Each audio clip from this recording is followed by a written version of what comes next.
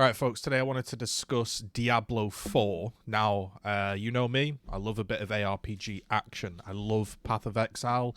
I have dabbled in Diablo 2 Remastered recently and enjoyed that experience. In the past, I've played a little bit of Diablo 3, Torchlight, all of this stuff, right? And obviously, the next big topic, the next big game that everyone's discussing in the ARPG genre is Diablo 4.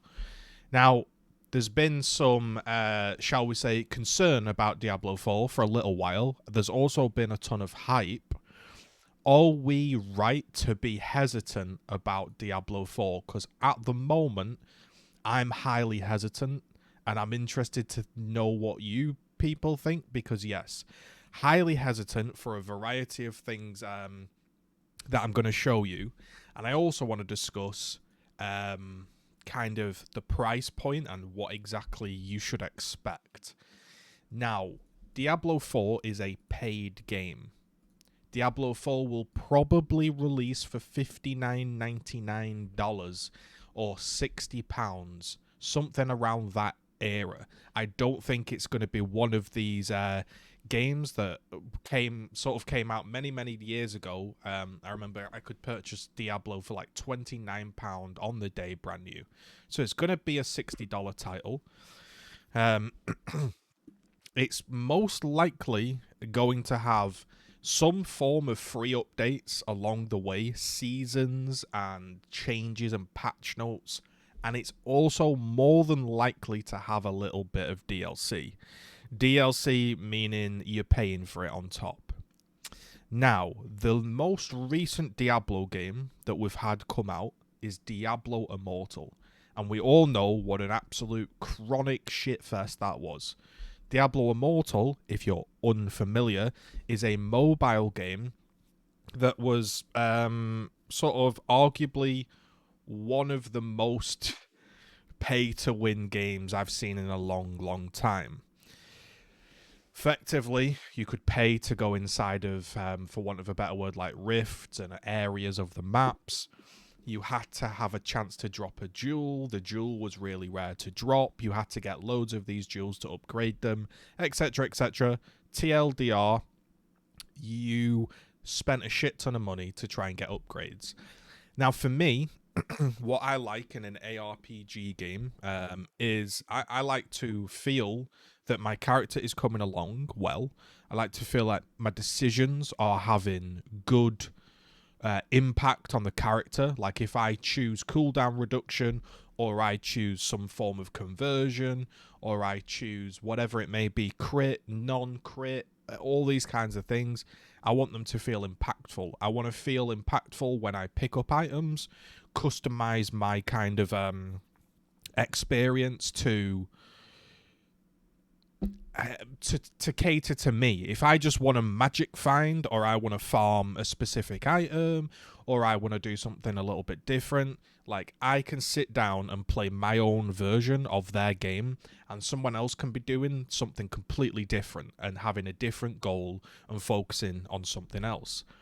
When I see Diablo 3, Diablo Immortal, and early shots of Diablo 4, I think of that casino scene where all of the old folks and all of the folks are in the one-armed bandit machines, and they're just pulling that slot machine over and over and over again, and every single person is doing the same thing. Diablo 3 felt and looks like, if you were to go on any stream or any video, everyone is just basically running a rift, grinding a map or whatever you want to call it, collecting a load of gear, insta-salvaging it all, because all the gear is pointless, and they're looking for that 0.1% upgrade. Maybe they have to keep farming gems and re-rolling gems into other gems, and then take that gem and put it into another gem, and keep going down the chain to finally get the gem or the specific tool that they need to upgrade. But most of it is basically run this vendor, run vendor. It looks very tedious. Now, if we bring you up to speed with kind of what's going on with Diablo 4, maybe it explains it, but I am very hesitant. But I want people to know that Diablo 4 for me is not this unexpected thing. To me, what I'm expecting from a Diablo game is I'm expecting a solid product to come out of the gate. It's not going to be laggy. It's going to have good frame rate. It's going to be well optimized. It's going to have good story and cinematics. You're going to be able to play a few classes and run through the campaign. You're going to have a smooth progression curve. It's going to be easy to understand, and it's going to be able to get console players in or new PC players in or experienced players. They're all going to have a nice steady curve to go through. It's going to be $60. You're going to run through the game a few times, try a few classes out. You're going to think, oh, this guy's a wizard with a fireball. I can upgrade his damage and his tankiness, and then after a few weeks or a few days, you're like, oh, now I'm doing so much more damage. I'm even tankier, and now the build functions really well. And then they'll probably go and play another class. For me, Diablo is not the end game ARPG that you grind for eternity. Diablo, to me, is like this game that if you want to chill out and you want to hop on and do some farming and just work on a little simple build, that's what you can do. Is that a good or a bad thing? It's a good thing in one aspect because it gives you a completely alternative experience to, say, Path of Exile, where you sat with 900 third-party programs open, spreadsheets, analysis, POB, you're doing all of this, right? With Diablo, it's not going to be like that. And I'm going to have a now chat about some screenshots and some stuff, and I just wanted to put it out there because a few people have been asking me about my thoughts on Diablo 4. Now, the first thing that we can jump into if we swap scenes, if I just shift myself over into the corner. Now, the first thing you're seeing is how do we do this? You can play Diablo 4 early if you pay money. Now, in itself, that's not necessarily a bad thing, but does it not just put a bit of a sour taste in your mouth that one of the fun things about an ARPG for a lot of people is that reset? Is that feeling of, oh, wow, I might get to content that no one's experienced before, or I might find an item because I got lucky, or etc., right? It's a little bit of a grind. That's what you enjoy. So basically what they're saying from the get-go is if you want to experience all of the content and kind of try get there first and go through everything, you're going to have to pay because somebody else is going to already be there. And you might say, oh, bro, it's just a beta. It's an open beta. Who cares? But what I'm trying to say is that gives you an insight into the mindset of the company, right? So what we'll do is we'll have a look on wowhead.com about Diablo. And you can see that if you play the open beta and you get to looks like the max level, you can get some kind of armor piece. It's got a little wolf or something inside of your backpack. Yeah, they're going to be good at all of this kind of stuff. This high-level, detailed, cosmetic, transmog stuff. They're going to be great at this. There's no doubt. It's going to look fantastic. It's going to play smoothly. Is it going to be memorable? Is it going to make you want to pick the game up after you've played through the campaign once or twice? Now, we're going to take a kind of look and briefly chat. I don't want to bombard you with everything, but a lot of this stuff you can see how this is going to work. So, for example, upgrading your health potions in Diablo, you have to farm these kind of areas for these plants. 8 Gallow Vine heals you for 35% over 3 seconds, heals 48 life. Now, as you go down this list, it eventually becomes 35% over 3 seconds, and it heals instantly a little bit more. So the pot potion crafting method is effectively farm a load of these things and convert them down. Once you've got Gallow Vine, convert them and farm them and convert them.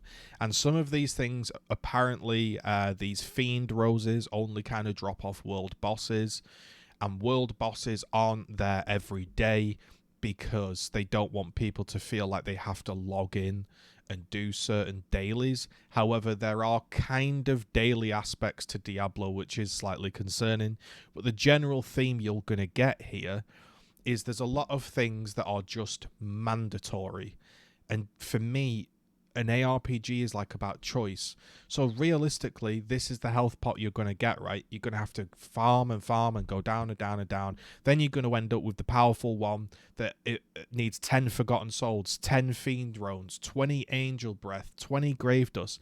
Why are the numbers so high? This is what you've got to ask yourself with Diablo.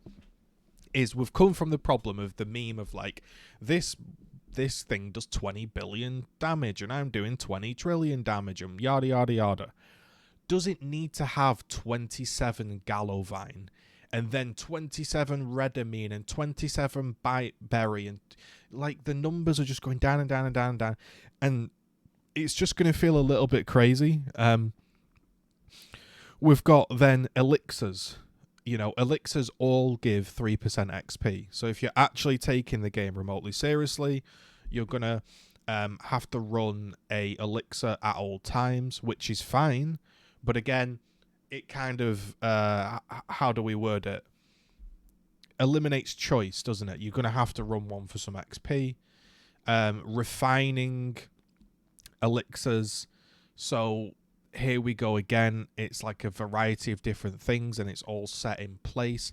And if you are someone that doesn't want to get third-party tools out, you don't want to get the spreadsheets out, there's going to be nothing wrong with the system because it's going to be laid out in front of you and easy to understand. However, it feels a bit just set. And the way Diablo works and the way they get to balance Diablo is they have a normalization thing. So if you didn't know, you can kind of figure out, oh, a monk doing this skill can roughly get to this grift level, this torment level, blah, blah, blah. And because they have super high numbers and they go up to the trillions of damage, although it's silly, they can see how something performs. Now, Path of Exile doesn't have that. It doesn't really have this thing where you can just look at a skill and say, how does this perform? Because it can be altered by hundreds and thousands of different things. That can be very overwhelming for people. Some people just want a standard build that they know is going to work.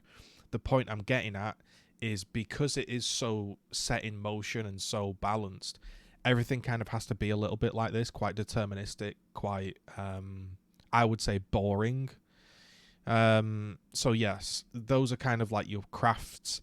Then you've got sort of season objectives, and I mean, I want you to get a feeling of why I'm not really excited, because to me this game is meant to be in a strange way like the Diablo 2 successor, and people want to move away from Diablo 3.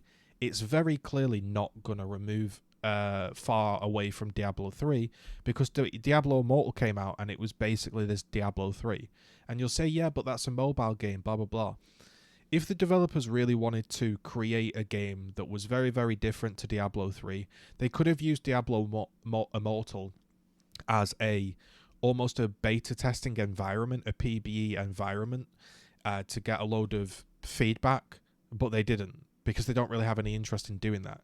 If you look at the chapters, right? Chapter 2 objectives. Objectives completed in the season journey earn you favor, which helps boost your season pass, right? Create a magic item. Complete 7 dungeons.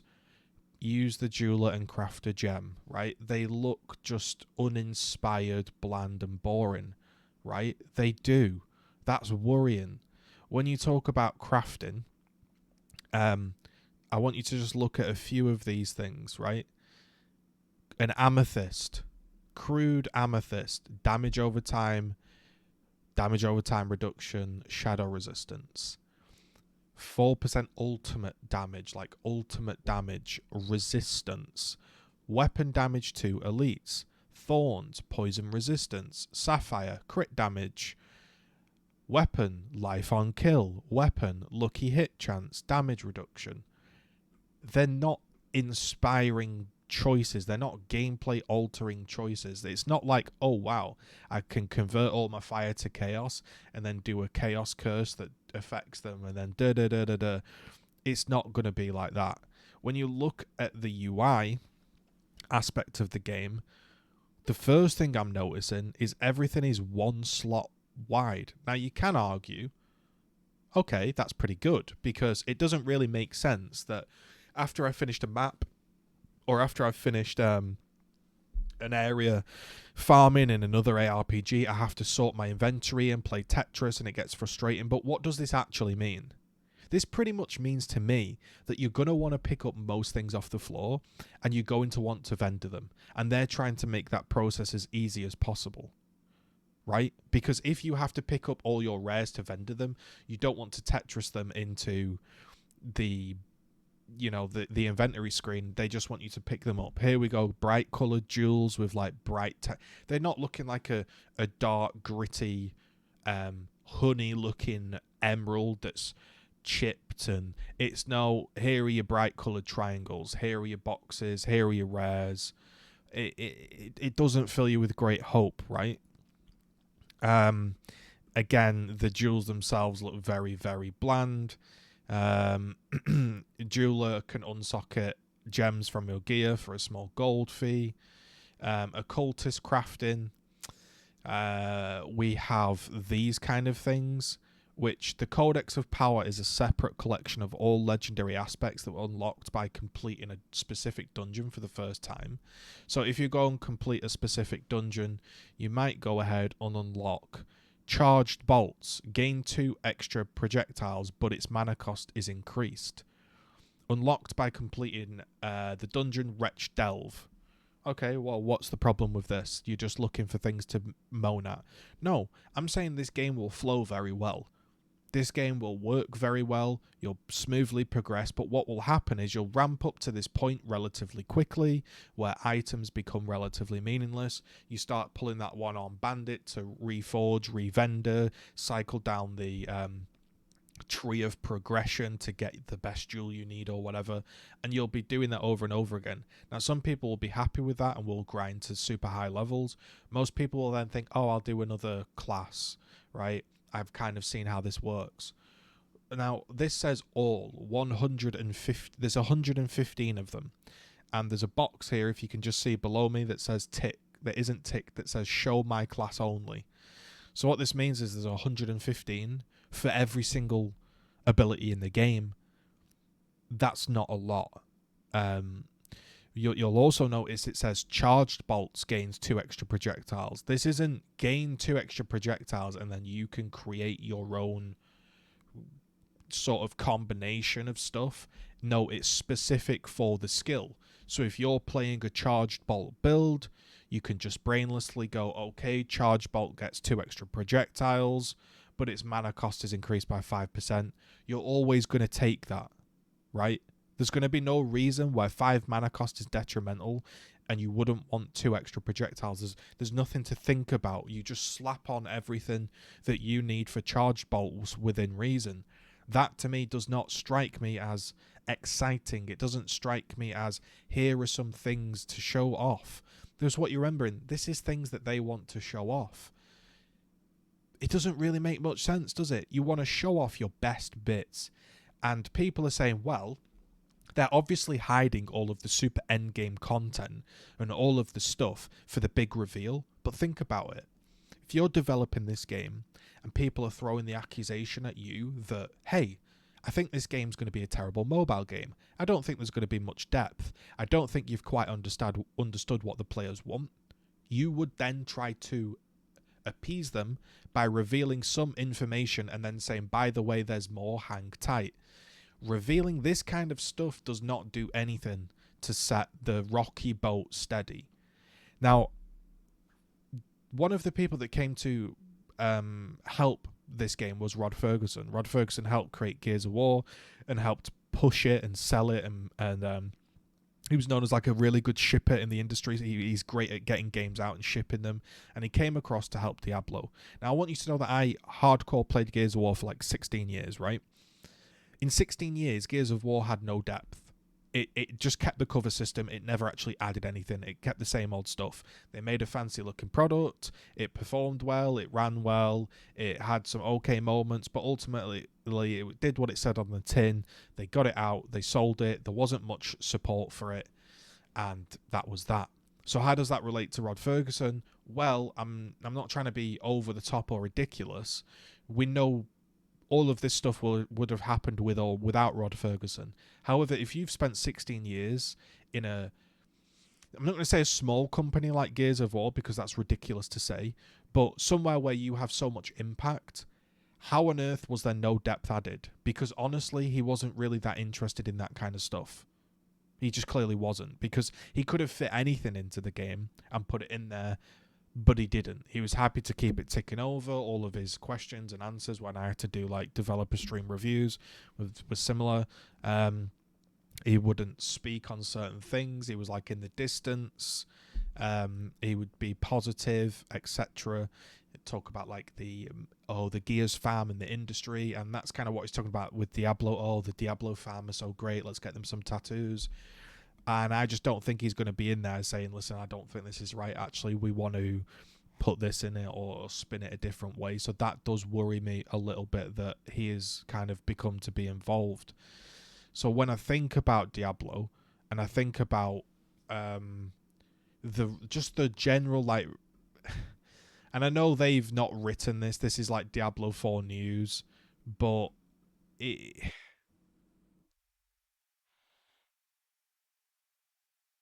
just seems it doesn't inspire me. Like looking at this screenshot, right? This isn't final or anything like this. If I just move my camera over down here so you can see, it just doesn't really inspire me. Attack, power, armor, life. What you'll also notice on one of these things, which I've lost, but effectively what's happening is everything kind of scales off weapon damage, and they kind of renamed attack and defense to be armor, and if we find that picture, to be like armor and attack power, but it basically just means that arrow goes up, good, armor goes up, good, arrow goes down, bad, armor goes down, bad. And I know you might think, well, that's good. They can put all of these stats together and it'll work.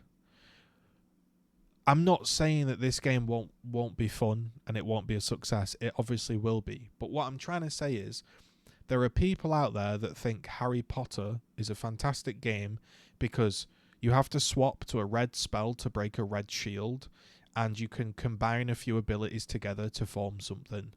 Then there is the other crowd that are like super into ARPGs, and being able to augment a spell from having one projectile to two, and being able to make your character have more attack power so it does more damage and kills things quicker, is not really that exciting. We want a little bit more.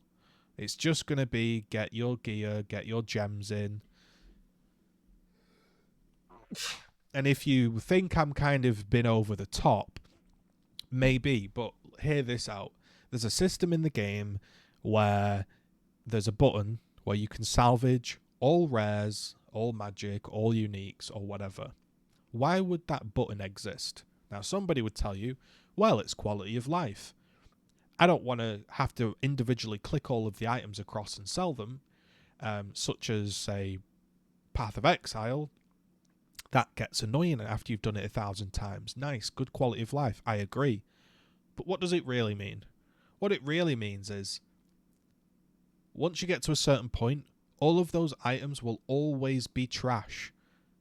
Because there's just literally a button in there to get rid of them.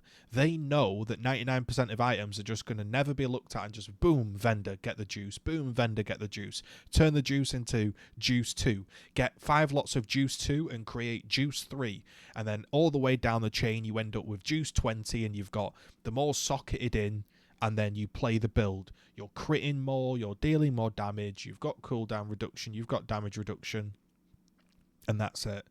The thing, there might be some sets that alter how abilities work and stuff like that. I'm not trying to say that it's like some dumbass game, completely, but the game won't change that much. Like, for example, if you're doing a run that's difficulty 100, and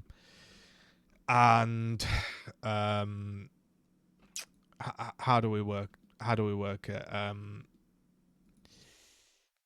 If you're doing a run that's difficulty 100 and the monsters are taking 10 trillion damage,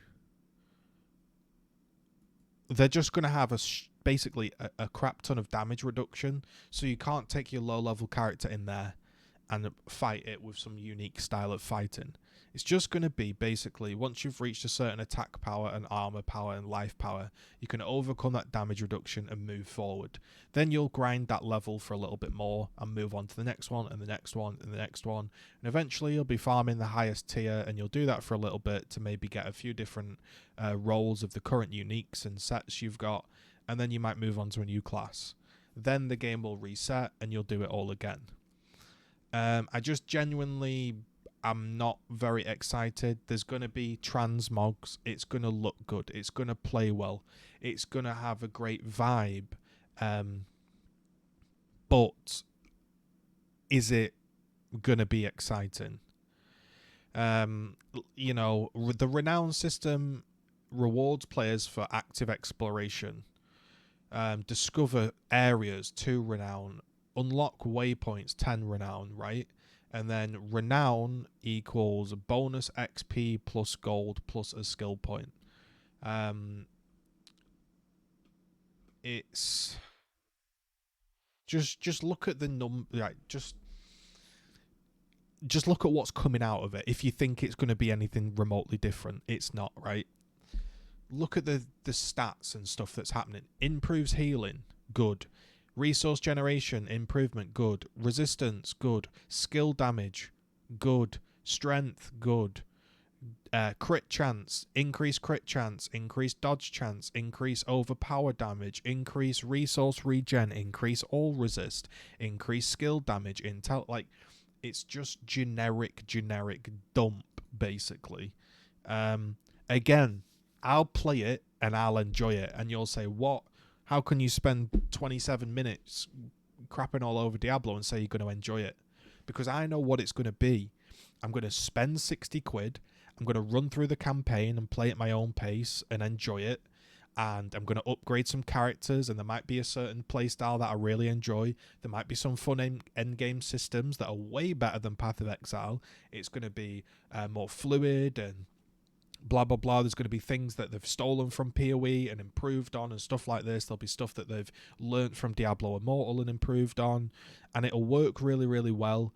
But it's not going to be the game that I'm going to sit down and think, wow, I can't wait to play Diablo 4 tonight because I want to get more attack power. It just doesn't like excite me that much. I'll enjoy it for the period of time that I'm playing it, but it's not going to be like something that I get crazy excited over. I'm happy to be proved wrong, but we're pretty close to release now, and let's be honest, I don't think they're holding back this weight of insane, how do you word it, like content. I just don't think they are. So that's my thoughts on Diablo 4. If anybody wants to know, let me know what you think in the comments below. Like, comment, subscribe if you want. Cheers. Also, I stream live on Twitch, twitch.tv/GGZII, and occasionally, if I'm mega bored, on TikTok. So, yeah.